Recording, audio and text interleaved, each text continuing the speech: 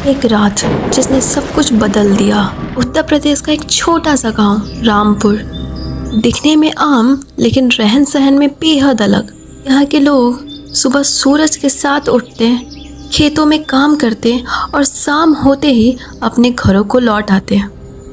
गांव के बाहर एक पुराना पीपल का पेड़ है, जिसके पास ही एक टूटा फूटा मंदिर है, जिसमें ना कोई जाता और ना ही कोई पूजा करता, बल्कि उस मंदिर की तरफ कोई मुड़ के देखता भी नहीं।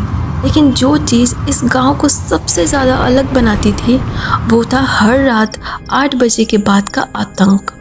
ना कोई बाहर निकलता, ना कोई दरवाज़ा खोलता और ना ही कोई खिड़की से झांकने की हिम्मत करता, क्योंकि गांव में सब एक ही बात कहते थे, 8 बजने वाला है, सभी अपने घरों में चले जाओ। गांव के बच्चों को बचपन से ही सिखाया जाता था, बेटा जो कुछ भी हो जाए 8 बजे के बाद दरवाजा मत खोलना।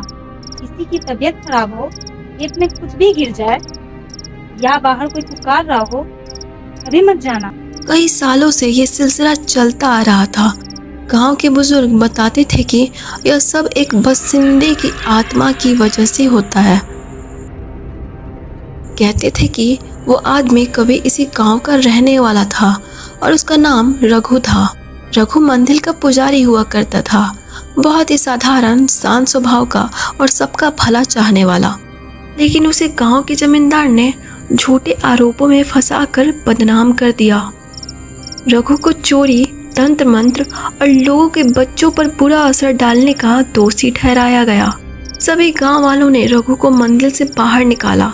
किसी ने एक बार भी उसकी बात नहीं सुनी। लोगों ने बिना सोचे समझे रघु को बहुत मारा। मुझे मत मारो, मुझे मत मारो, मैंने कुछ नहीं किया। और फिर उसे रात के ठीक 8 बजे चौराहे पर उसे जिंदा जला दिया।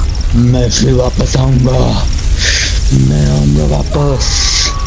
रघु की चीखें सारी गांव वालों के कानों में गूंजती रही, पर किसी ने उसकी सहायता न करी। इसीलिए हर रात ठीक 8 बजे वो आता है। उसी दिन से हर रात 8 बजे कुछ न कुछ अनहोनी होने लगा।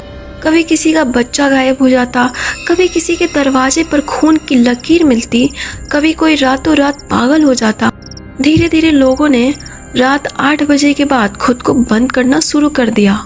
जिसने मेरी आवाज नहीं सुनी, अब वो हर रात मेरी आहट सुनेगा। जब तक इस गांव से मेरा अपमान मिटाया नहीं जाता, मैं हर रात 8 बजे लौटूंगा। अर्जुन रघु का परपोता था, पढ़ा लिखा, आधुनिक सोच वाला। उसने जब गांव वालों से ये सब सुना तो वो हंसते हुए कहा, दादी ये सब अंधविश्वास की बातें हैं, आत्मा वात्मा कुछ नहीं होता। आज की दुनिया में ये बातें कोई नहीं मानता। लेकिन उसकी दादी की आंखों में डर था। उन्होंने धीरे से अर्जुन से कहा, जो लोग नहीं मानते वही उसे सबसे पहले शिकार बनाता है। अर्जुन ने ठान लिया वो उस रात 8 बजे तक बाहर रहेगा। उसने कैमरा लगाया, मोबाइल की टॉर्च चालू रखी और दरवाज़ा पूरा खुला छोड़ दिया। उसका इरादा उस भूत को वीडियो में कैद करना और सबको साबित करना कि ये सब सिर्फ उनके मन का वहम है।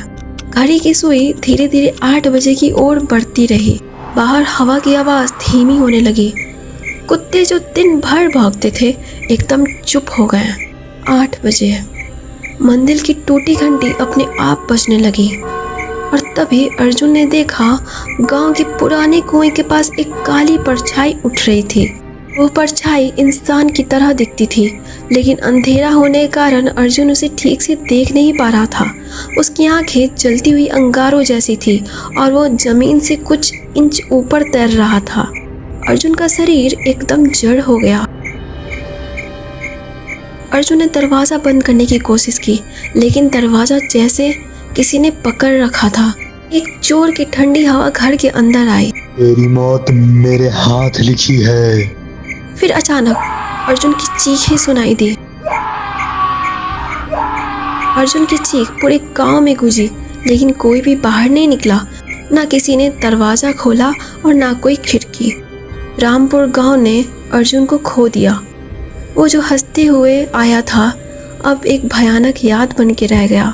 उस रात के बाद गांव और ज़्यादा खामोश हो गया। हर साल की बजाय हर महीने कोई ना कोई गायब होने लगा। कोई खेत में काम करते करते गायब हो जाता, कोई रात को घाट पर सोता रहता और सुबह तक उसकी जगह सिर्फ राख होती। घंटी का स्वर भारी और भयानक हो गया था। कभी कभी कोई अकेला व्यक्ति मंदिर के पास से गुजरता तो उसे 2 आवाज़ें सुनाई देती थी। हमारे साथ चलो, हमें और चाहिए।